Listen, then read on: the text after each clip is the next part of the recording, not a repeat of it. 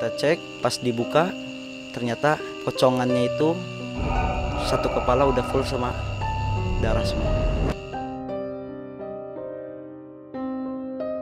Yang gue tahu ya, yang diajarin ke gue, yang bisa mendengar jeritan itu cuman binatang sama tumbuhan doang. Itu selain manusia pokoknya itu bisa ngedengar ceritanya gitu loh.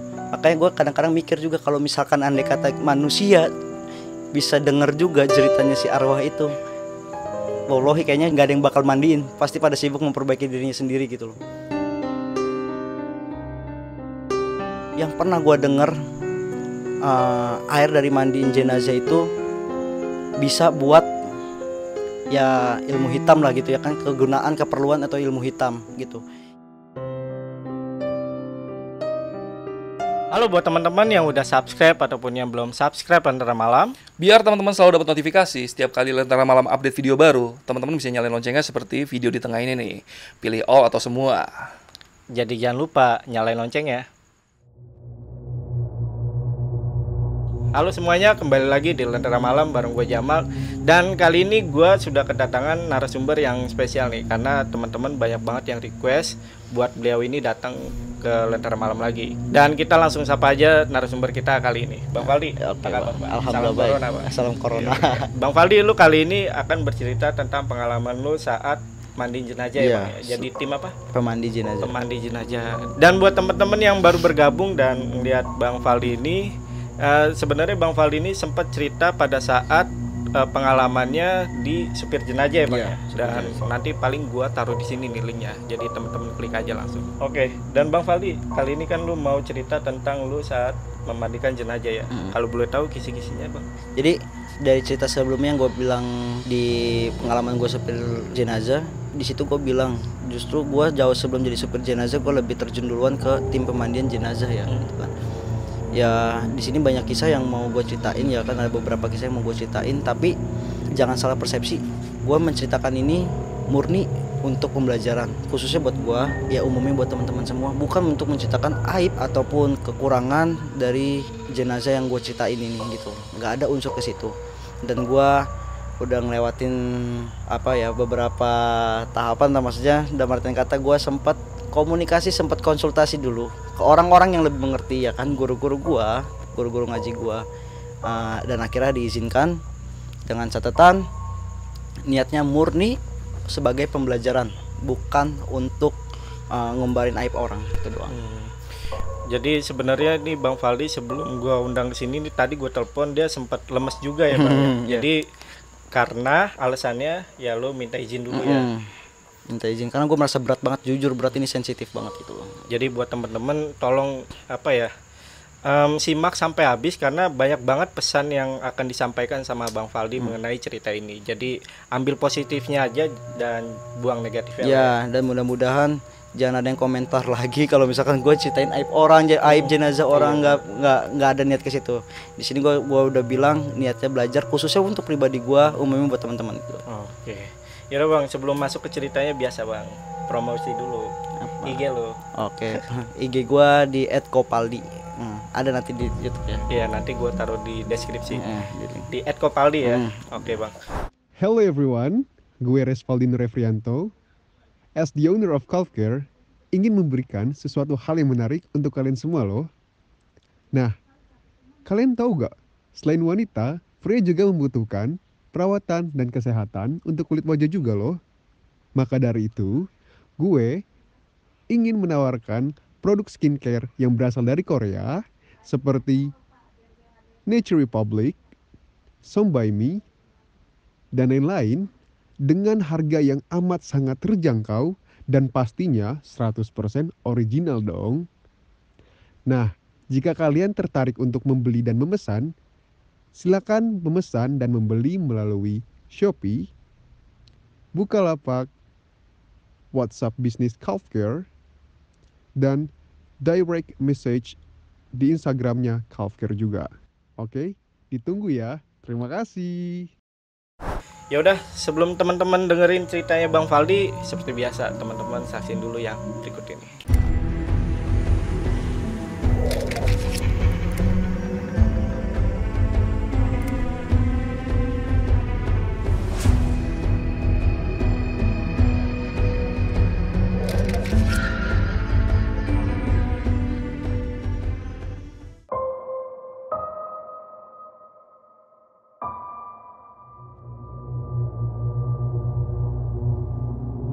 Ya, jadi gue di sini mau menceritakan pengalaman gue tentang mandiin jenazah ya.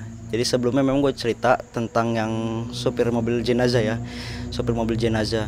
Jadi jauh sebelum gue jadi supir mobil jenazah itu gue lebih terjun duluan ke tim mandiin jenazah. Ya banyaklah suka dukanya gue mandiin jenazah gitu kan, mandiin jenazah. Ada beberapa cerita yang mau gue ceritain dan gue angkat ke channel Lentera Malam ini. Dan gue mengangkat cerita ini sama sekali bukan untuk buka aib orang, bukan untuk buka kejelekan-kejelekan dari jenazah yang gue ceritain.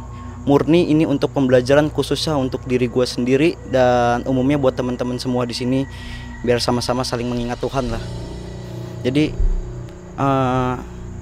karena gue datang ke sini pun gue sempat minta izin dulu juga sama guru-guru ngaji gue 3 orang. Gue sempat minta izin karena waktu pertama kali gue ikut mandiin jenazah itu dapat pesan dari guru gue, dari ustadz gue. Karena yang paling utama orang mandiin jenazah itu yaitu nggak boleh menceritakan kekurangan dari si jenazah tersebut. Itu tidak boleh. Tapi karena niatnya untuk pembelajaran, untuk sama-sama belajar, untuk berbuat lebih baik lagi dari apa yang telah terjadi, yang dialamin, jadi diizinkan. Tapi niatnya murni buat pembelajaran, bukan buat buka aib orang.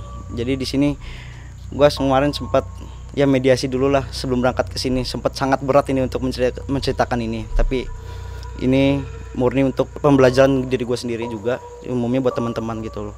Semoga ya gue juga pribadi bisa berubah lah setelah gue tahu apa yang gue laluin ini dan gue ceritain ini.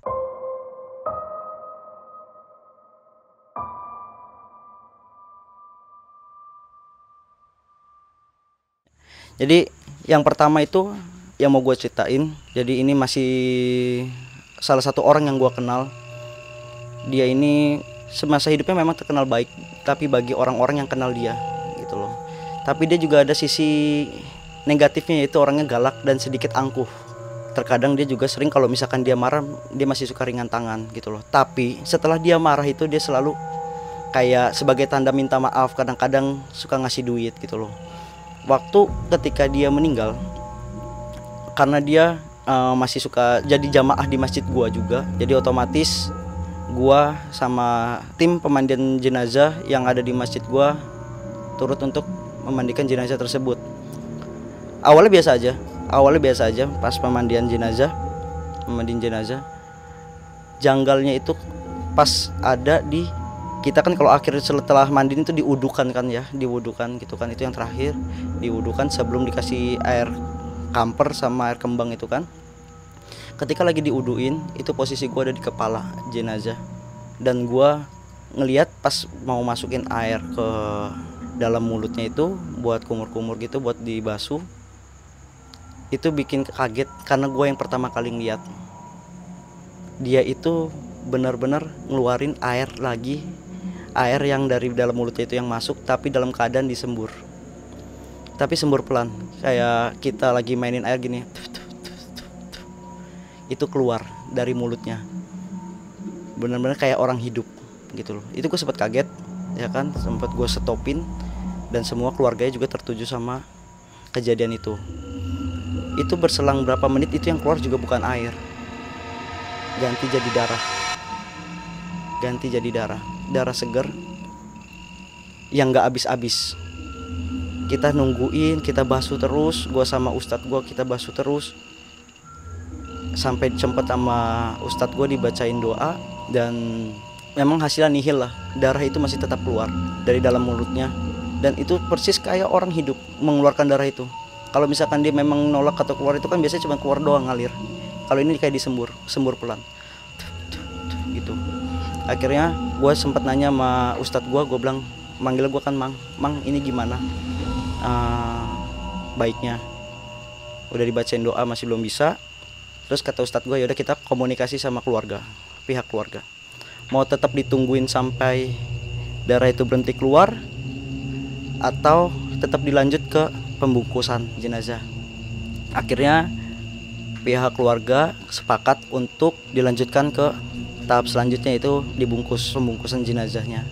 Itu jenazah dibungkus dalam keadaan masih ada darahnya juga, masih ada darahnya dari mulut keluar, darah segar. gitu.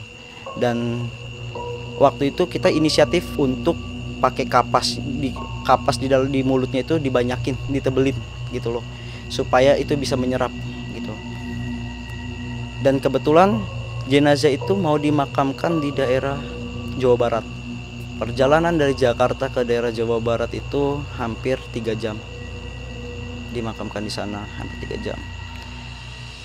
Waktu itu posisi gue belum jadi supir jenazah, tapi gue posisi ada di ambulan yang sekarang waktu itu gue bawa. Gue ada di belakangnya menemani jenazah tersebut di mobil ambulan itu.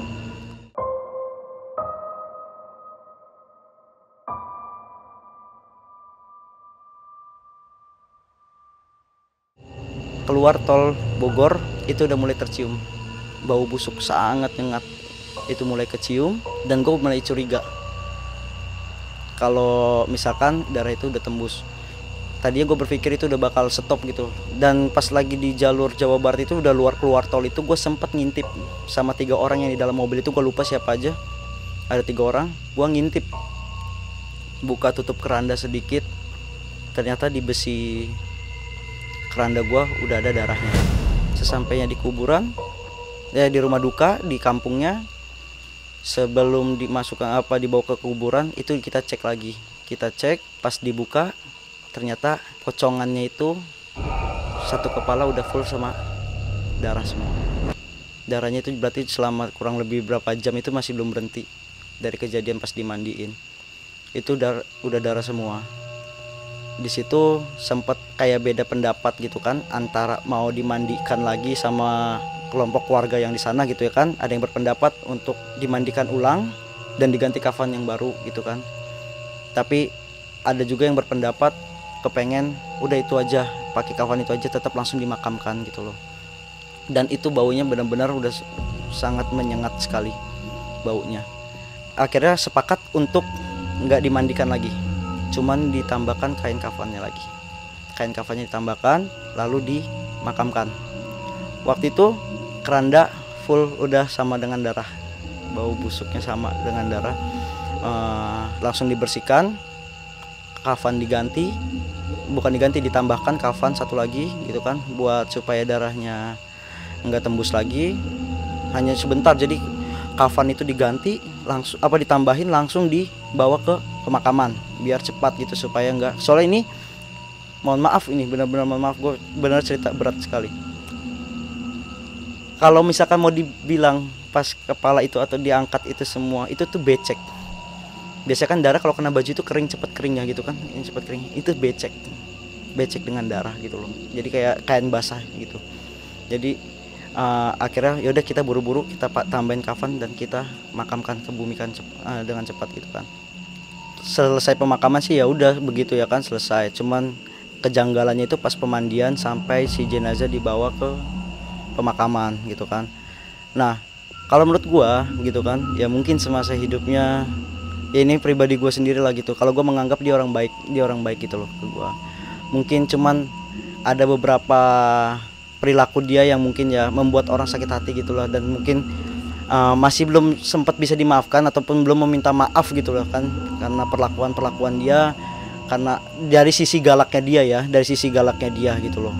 Jadi pernah ada satu kejadian yang menyangkut sama almarhum tersebut ya kan, itu pun ada gua gitu loh, ada gua. Dia itu paling benci ketika ngelihat ada orang di waktunya sholat itu nggak sholat gitu loh. Misalkan contoh dia misalkan udah azan dia masih nongkrong di luar rumah gitu loh, itu pasti dia marah.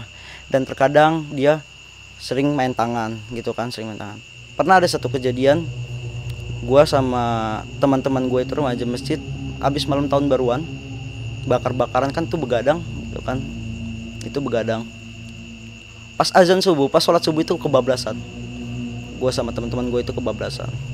Dan dia itu sempat gedor pintu kantor sekretariat masjid gua, sempat digedor.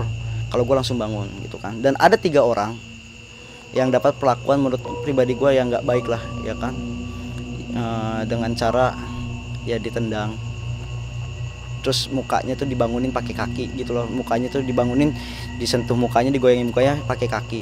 Mungkin ya nauzubillah min dzalik, mudah-mudahan pendapat gua salah, mungkin ya itu mungkin kali ya dari orang-orang itu belum bisa memaafkan gitu ya kan, masih ada belum sempat meminta maaf juga dia gitu loh, belum sempat meminta maaf juga gitu loh. Ya jadi menurut gue tujuannya memang baik, bangunin orang sholat ya, tujuannya baik mungkin, tapi yang dianggap itu caranya mungkin salah gitu ya kan, dengan cara main tangan ataupun apa gitu kan.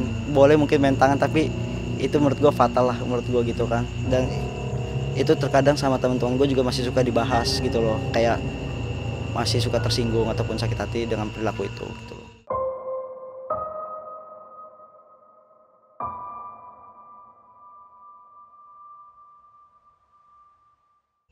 Terus yang kedua, gue ada cerita ketika gue mandiin jenazah. Ini jenazah termasuk teman gue, masih seumuran gue, satu tingkat di atas gue dia, dan dia kakak kelas gue dulu. Udah tinggal nunggu pengumuman kelulusan.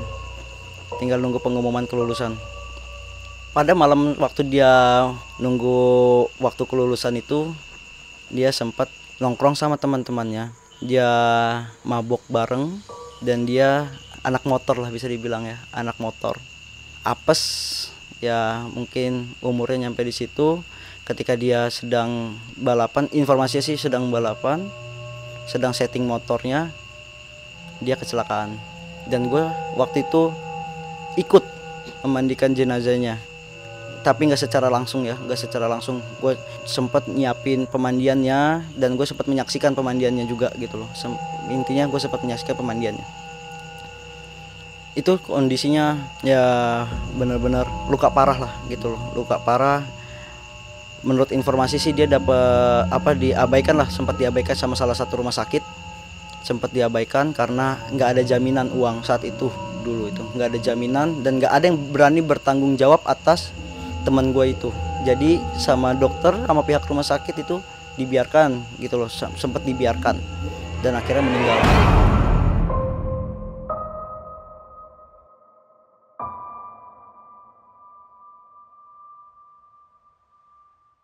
Ya, jadi saat dimandikan itu banyaklah luka-luka yang parah ya, luka-luka yang parah dari kepala, dada, jadi sampai kaki pun banyak lukanya gitu loh. Itu kita mandi tadi biasa aja kita mandiin, sampai terakhir ada yang sadar kalau almarhum punya tindikan di lidah yang belum keambil. Tindikan itu masih ada di lidahnya. Itu ada yang sadar, dan dia posisi mulutnya cuma kebuka hanya beberapa senti doang. Hanya beberapa senti. Dan saat itu memang mereka kan pada kebingungan. Termasuk ustadz gua, si Mamang itu sempat nelpon ke gurunya dia, menanyakan bagaimana nanggepinnya ini gitu loh. Cara pelaksananya ini gimana, ngambil keputusannya. Karena dia ada tindikan di lidah yang belum keambil. Gue sempat nyaranin, karena gue masih awam waktu itu, masih awam banget. Tata cara mandiin jenazah masih termasuk awam, karena gue masih belajar cuma ngikut-ngikut doang. Itu kan sambil diajarin. Gue sempat nyaranin untuk bongkar giginya. Bongkar aja giginya bisa gak gitu kan. Gue sempat ditegur. Dikasih tau sama ustadz gue, kata dia, kalau jenazah yang udah meninggal dirubah ataupun kayak contoh lah, masuk bahasa kasar kayak diotopsi ataupun dirubah bentuknya, itu nggak boleh, sangat dilarang. Itu nggak boleh. Nah terus gue tanya, jadi gimana? Makanya dia sempat komunikasi dulu sama ustadznya, nelponan berapa lama gitu kan. Sempat sama gurunya dia, sempat dia saranin untuk coba lagi pakai tangan-tangan yang lebih kecil buat ngebuka itu gitu kan. Tapi hasilnya nihil, karena lidah pun udah kaku, mulut udah kaku, udah nggak bisa diapa-apain gitu kan. Jadi kita tetap angkat keputusan dari keluarga, pihak keluarga kita ajak rundingan, kita minta untuk ikhlasin dengan keadaan posisi seperti tersebut gitu kan.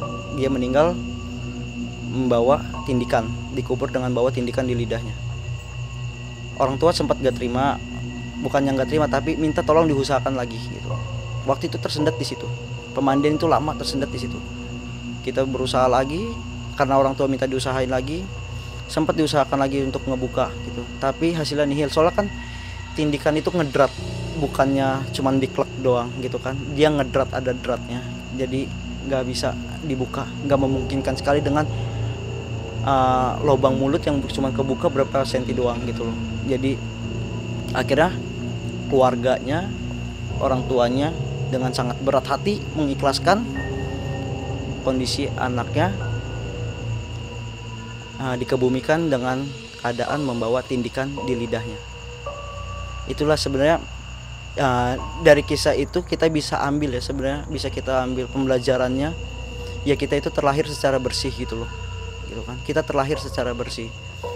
Jangankan tato ya, menurut gue pribadi gue itu tato pun juga nggak boleh, karena kan memang kalau menurut orang muslim ya, tato itu nggak nyerap air wudu ketika kita ngambil wudu gitu kan, itu dilarang. Dan apalagi ini lebih fatal lah menurut gue, kayak bahwa lidah itu ditindik dan sampai meninggal pun itu terbawa, itu fatalnya. Makanya ini jadi pembelajaran buat kita ya, mudah-mudahan kita semua bisa ngerti kalau misalkan yaitu kita tuh terlahir secara bersih, dan usahakan gitu loh badan kita tuh jangan dirubah-rubah kayak ditato, ditindik ataupun di sebagainya lah gitu dan sebagainya.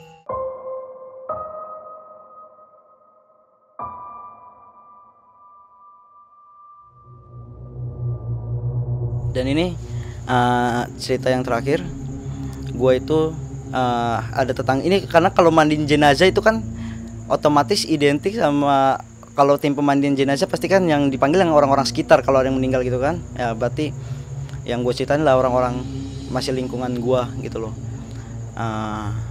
Gue pernah mandiin jenazah, yaitu dia semasa hidupnya dia punya penyakit gula.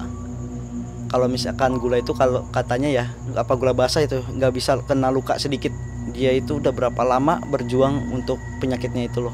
Akhirnya pada suatu hari dia meninggal karena penyakitnya, dan dia dari rumah sakit itu, dia meninggal waktu itu di rumah sakit gitu loh. Dan gua seperti biasa, gua sama tim mandiin jenazah gua nyiapin tempatnya, pemandiannya, sama kain kafannya segala macamnya. Waktu itu jenazah belum datang, gua udah nyiapin tempat pemandiannya gitu loh. Dan gua udah dapat kisi-kisinya itu, kalau si jenazah kaki kirinya itu udah tinggal tulang doang, kaki kirinya tinggal tulang doang. Dan gue waktu itu ekspektasi gue si jenazah bakal datang dengan keadaan kaki seperti itu gitu loh, dengan keadaan kaki seperti itu. Dan akhirnya pihak keluarga saat itu ngajak diskusi sama beberapa ya tokoh agama lah yang ditokohkan di masjid gue untuk nyari jalan keluarnya si jenazah itu harus seperti apa gitu loh kan. Akhirnya dapatlah kesimpulan kalau si jenazah harus dibungkus pakai plastik dari kaki yang kena luka penyakit diabetes itu gitu loh. Dibungkus pakai plastik. Singkat cerita, jenazah itu udah nyampe di rumah. Sampai di rumah sempat ada perdebatan pas ketika lagi dimandiin. Gue lihat ya, contoh lah misalkan tulang itu segini ya, tulang itu segini, itu tuh dia udah tebal dengan entah itu pokoknya luarnya yang jelas plastik lah ya, itu plastik warna kuning, gue inget sekali plastik warna kuning. Dan itu sempat ada perdebatan, ada keluarga yang nanya dan kepengen itu dibuka gitu loh. Dan sedangkan kita udah sepakat untuk itu tetap ditutup gitu loh. Yang jadi beratnya salah satu keluarga itu bilang takutnya nggak sah atau apalah gitu loh kan, dimandiin harusnya dalam keadaan bersih ataupun apa gitu kan, dan tidak boleh dibungkus-bungkus seperti itu gitu loh. Tapi dikasih pengertian sama ustadz gua kalau misalkan dengan kondisi tertentu ya kan itu diperbolehkan, karena kondisi ini kan kakinya itu ngebusuk ya, itu ngebusuk dan udah parah lah, tinggal udah tulangnya udah kelihatan udah tembus gitu loh, jadi makanya dibungkus gitu kan. Akhirnya sepakat untuk tetap dibungkus kaki itu. Pas dikafankan gitu loh, pas dikafanin ya otomatis kakinya itu apa ya, bungkusannya itu kan lebih besar dibanding dari bentuk kaki yang aslinya gitu loh, karena itu dilapis berapa banyak supaya mungkin nggak bau gitu kan, supaya nggak bau ataupun supaya darahnya apa nggak netes gitu ya kan, nggak netes. Dari semenjak itu dibawa ke pemakaman nggak ada kejadian apa-apa ya, nggak ada kejadian apa-apa. Cuman gue bahasa kasarnya sempat mempertanyakan itu ketika gue pulang. Itu gue udah jadi supir jenazahnya, gue yang bawa ambulannya. Gue sempat mempertanyakan gitu loh, sempat ngomongin dari kejadian tersebut gue sempat ngomongin itu gimana sih, hukumnya sah apa enggak gitu kan, karena si jenazah dimakamkan dengan ada plastik gitu kan, ada plastik di kakinya gitu kan. Sempat ngomong kayak gitu. Dan itu kayak apa ya, ini gue berdua sama teman gue, mungkin lah ada yang nggak terima atau apa. Gue dapat kejadian di ambulan gue itu ketika gue ngomongin orang yang baru gue makamin tadi. Sempat gue omongin panjang lebar dari pemakaman. Tiba-tiba pas gue lagi bawa mobil itu, mobil gue lepas kendali sendiri dan hampir kebalik. Pas di tikungan itu dimakamkan kan di Budi Dharma, dimakamin di Budi Dharma, pas di daerah Semper. Pas gue lagi belok, mobil gue hilang kendali dan gue hampir mobil kebalik udah ngangkat begini. Pas lagi ngomongin jenazah itu, gitu loh. Pas lagi ngomongin jenazah itu. Nah ini sebenarnya satu pesan ya. Kalau gue konteksnya, ketika gue pulang nganterin jenazah tersebut itu gue menceritakan bukan untuk pembelajaran gitu loh, bukan untuk pembelajaran, tapi memang mengarah kayak apa ya, bahasa kasar memang ngomongin lah ya, ngomongin walaupun gue cuma berdua gitu kan. Gue nanya kok gitu sih, kenapa nggak dibuka aja gitu kan, bla bla bla bla segala macam. Itu jatuhnya bahasa kasarnya julid lah ya gitu kan, bahasa sekarang mah julid. Kayak gue dapat teguran langsung gitu loh, gue kayak dapat teguran langsung. Dan gue di situ sadar sama temen gue, udah jangan diomongin gitu loh. Gue nggak mikir itu gangguan dari setan, nggak, ya kan. Gue pribadi gue ditegur untuk ya nggak usah ngelanjutin pembicaraan itu dari orang yang udah meninggal gitu kan. Nah dari sekian lama gue jadi tim mandiin jenazah, ya banyaklah kejadian-kejadian aneh yang pribadi gue sendiri gue alamin gitu kan. Kayak bicara contoh, gue kalau misalkan habis mandiin jenazah nggak jarang badan tuh kayak ketempelan gitu kan, kayak ketempelan berat gitu kan, sampai 3 hari sampai seminggu gitu kan. Dan yang parah itu sampai demam kagak bisa bangun gitu loh, kayak menggigil aja gitu kan, menggigil itu demam sampai kayak nggak bisa bangun gitu. Gue itu kalau mandiin jenazah ya, mungkin semua orang yang mandiin jenazah kayak tahu gitu loh, apa ya, kita tuh kayak merasakan si arwahnya itu kayak ngeliatin kita gitu loh, gitu kan. Kita tuh kayak takut karena gue diajarin gini, yang gue tahu ketika orang mandiin jenazah itu nggak boleh kenceng-kenceng ngusapnya. Yang diajarin ke gue ya, ngusapnya itu nggak boleh kenceng-kenceng, dan harus satu arah, nggak kayak kita mandi biasa gini-gini gitu kan, itu nggak boleh. Karena apa? Kalau kata ustadz yang ngajarin gue, sakitnya orang yang dimandiin itu sama kayak keadaan kambing dikulitin tapi dalam keadaan hidup-hidup, perihnya. Dan Allah itu kalau bisa dibilang maha adil. Sebenarnya si arwahnya itu tuh ngejerit, dan yang ngejerit itu yang gue tahu ya, yang diajarin ke gue, yang bisa mendengar jeritan itu cuman binatang sama tumbuhan doang. Itu selain manusia pokoknya itu bisa ngedengar jeritannya gitu loh. Makanya gue kadang-kadang mikir juga, kalau misalkan andai kata manusia bisa denger juga jeritannya si arwah itu, wallahi kayaknya nggak ada yang bakal mandiin, pasti pada sibuk memperbaiki dirinya sendiri gitu loh. Nah dari sini gue maksudnya belajar dari pengalaman gue jadi supir jenazah, dari pengalaman gue jadi tim pemandi jenazah juga, gue banyak belajar gitu loh. Dari semua kejadian yang gue lihat, gue banyak belajar pribadi buat gue sendiri gitu kan, pribadi buat gue sendiri gitu. Karena yang gue mandiin gue hampir tahu kayak semasa hidupnya dia kayak gimana gitu loh. Jadi kayak punya apa ya, gambaran kalau misalkan oh dia gara-gara kayak gini gitu loh. Jadi itulah penting, makanya ada istilah kan, apa yang kita tanam itu yang kita tuai gitu loh, gitu kan. Makanya dari sini gue juga belajar ya untuk sebisa mungkin lah ya. Pertama kayak untuk tidak nyakitin perasaan orang lain gitu kan, dengan perkataan ataupun dengan tindakan gitu kan. Dan sebisa mungkin sesering minta maaf gitu ya kan. Kayak gue di tongkrongan itu selalu kayak pulang itu kayak misalkan sorry ya gitu ya, bahasa kasar. Kalau misalkan gue bercanda dikit, lu mau maafin gue gak? Misalkan pribadi gue itu kayak bikin dia sakit hati gitu loh. Karena gue gak mau, ya gue takutnya ya kan gitu, ketika gue punya dosa sama orang lain gitu kan, nanti gue takutnya posisi gue ketika gue meninggal, gue takutnya sulit ataupun ada kejanggalan-kejanggalan seperti itu gitu loh.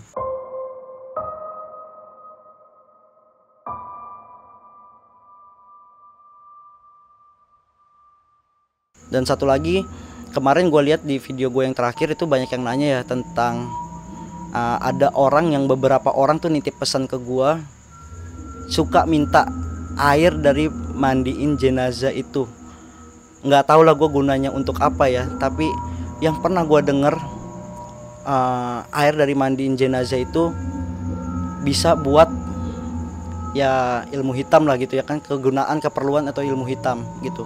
Yang gue tahu sih sebenarnya pribadi gue yang tahu, katanya kalau misalkan kita cuci muka pakai itu, ini di luar ilmu hitam ya, di luar ilmu hitam, kita bisa jadi ngelihat makhluk-makhluk halus gitu ya kan. Tapi ada juga yang bilang itu buat keperluan usaha. Gue nggak tahu ya apa ya, soalnya dari pokoknya ada beberapa orang yang nggak banyak sih, nggak banyak.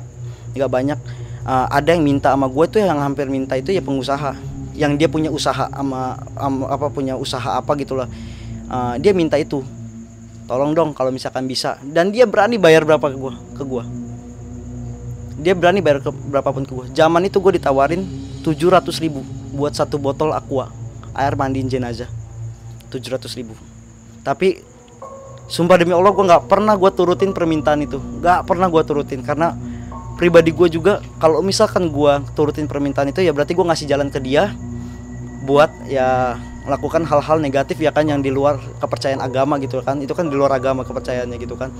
Nah kalau dan pribadi gue juga, gue takut kalau misalkan gue ya kan, itu kan salurannya ada di bawah gitu kan. Kalau orang lihat, keluarga yang lihat pasti kan ditanyain apa nggak bakal jadi ribut, itu buat apa diambil gitu kan gitu. Gue udah sering sih banyak yang tawaran-tawaran seperti itu, bahkan bukan cuman mandiin mayat gitu loh, tanah kuburan pun minta satu plastik kalau misalkan nganter, itu gue udah pernah gitu loh, udah pernah, tapi nggak pernah ada yang gue lakuin. Tanah kuburan, air mandiin, sama satu lagi, ini mungkin kalau misalkan gue omongin orang-orang daerah tertentu tahu, kalau misalkan motong hewan kurban sapi, gue sempat ditawarin 1,5 per satu tali sapi yang masuk ke hidungnya itu. Apa itu talinya, apa itu gue lupa lah namanya, yang pokoknya yang masuk ke hidungnya itu. Tapi diambil dengan cara tidak dipotong. Pertama, itu aturannya. Kedua, diambil saat napas terakhirnya tuh si hewan kurban itu. Waktu itu gue tolak mentah-mentah, padahal 1.500.000 itu per sapi, per kepala sapi itu. Waktu itu kalau nggak salah ada 3 ekor sapi. Mungkin kalau misalkan gue tergoda sama duitnya, mungkin gue mau aja. Tapi balik lagi, gue dari dulu sangat kayak apa ya, 90% kayak nggak terlalu tertarik sama dunia mistis, hal-hal hitam itu kayak gitu. Soalnya gue udah banyak belajar dari beberapa kejadian, kayak percaya sama hal-hal kayak gitu, apalagi sampai terjun langsung untuk melakukan hal itu tuh kebanyakan ya, mungkin banyak yang tahu juga ya teman-teman semua, meninggal agak susah ya kan. Itu gue akuin, meninggal sangat agak susah, karena gue pribadi pernah ngalamin itu sendiri gitu loh, gitu kan. Walaupun itu baik ilmu yang dibilangnya ya ilmunya putih ataupun ilmunya hitam, itu agak susah tuh. Ya segitu aja cerita dari gue. Mudah-mudahan dari apa yang gue ceritain kita bisa sama-sama belajar, ya sama-sama sadar gitulah ya kan, untuk lebih baik lagi, khususnya buat gue lah gitu loh. Gue pribadi pun gue masih banyak dosa gitu, makanya gue dari tadi tuh datang ke sini pun agak berat gitu loh. Dan gue nggak lupa juga, jujur gue sempat kayak berdoa mohon ampun sama Allah sebelum gue datang ke sini, dan gue sempat doain dari orang-orang yang maksud gue, yang gue ceritain. Ya jujur bang, gue mau nangis nih bang, beneran, karena gue doanya pun sampai bener-bener nangis, karena gue merasa berat untuk ceritakan ini. Tapi alhamdulillah ada yang buat gue lega, karena dari guru-guru gue bilang ini bisa buat pelajaran, niatnya pakai buat pembelajaran, itu aja. Oke, terima kasih. Halo buat teman-teman yang udah subscribe ataupun yang belum subscribe Lentera Malam. Biar teman-teman selalu dapat notifikasi setiap kali Lentera Malam update video baru, teman-teman bisa nyalain loncengnya seperti video di tengah ini nih. Pilih all atau semua. Jadi jangan lupa nyalain loncengnya.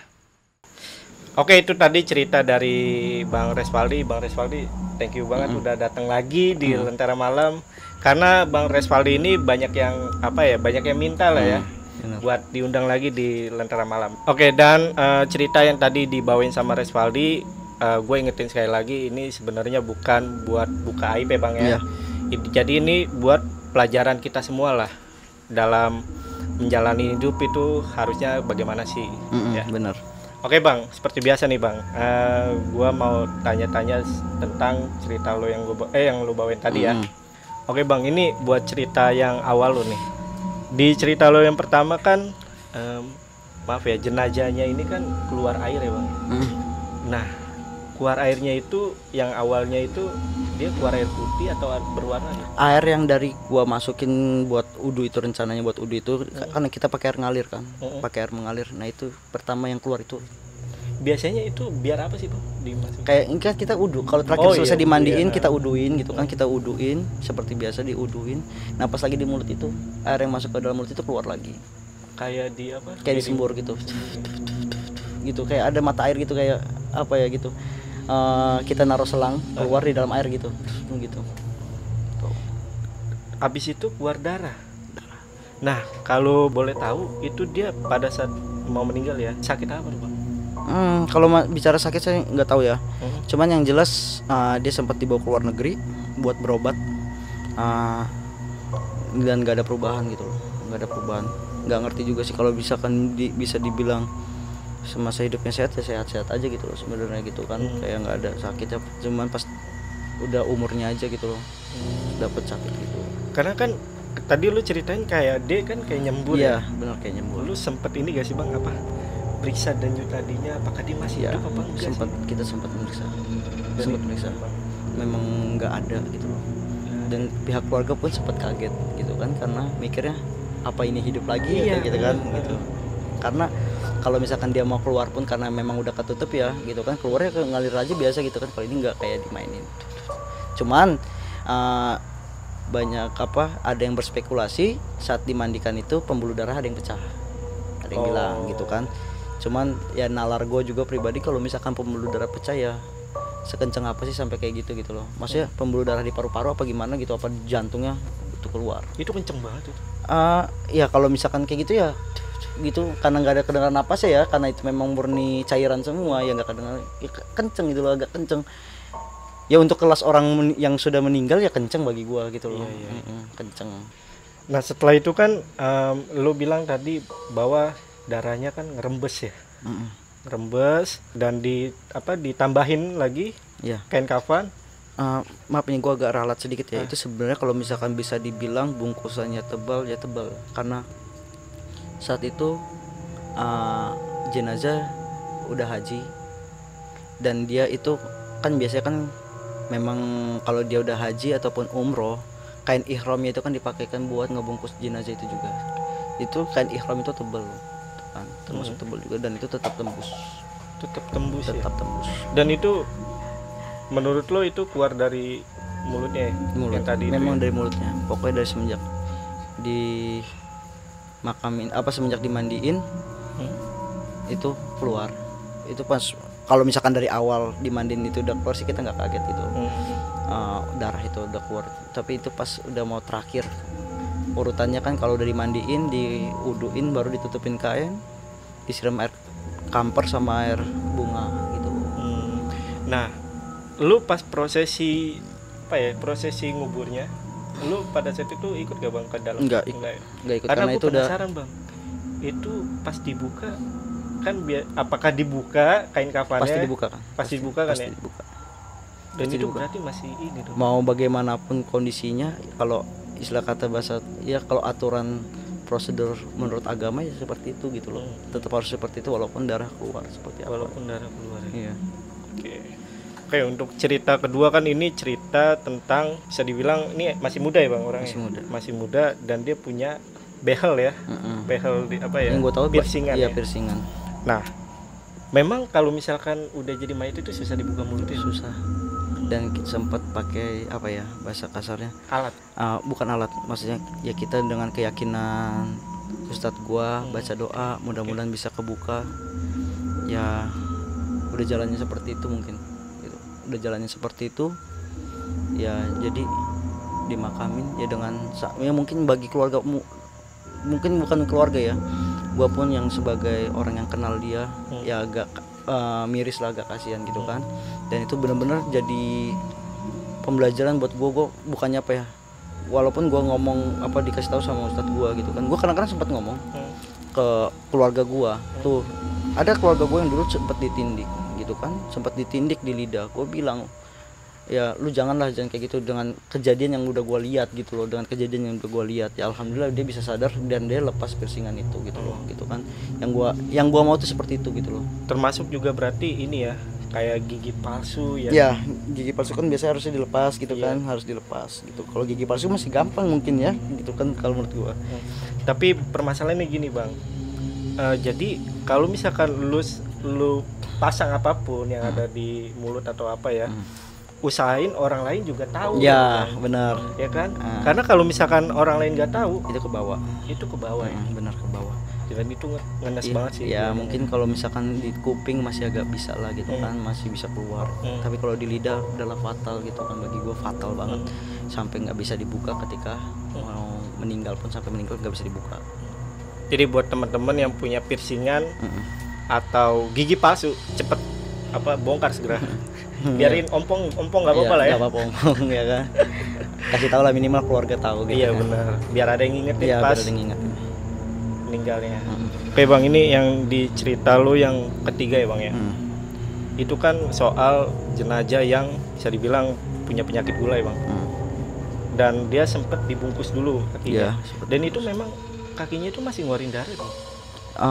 Kalau biasanya ini yang gue tahu ya, kalau diabetes itu kan busuk ya biasanya, ngebusuk. Jadi dia makin lama itu kayak makin habis dagingnya gitu kan, ropos gitu.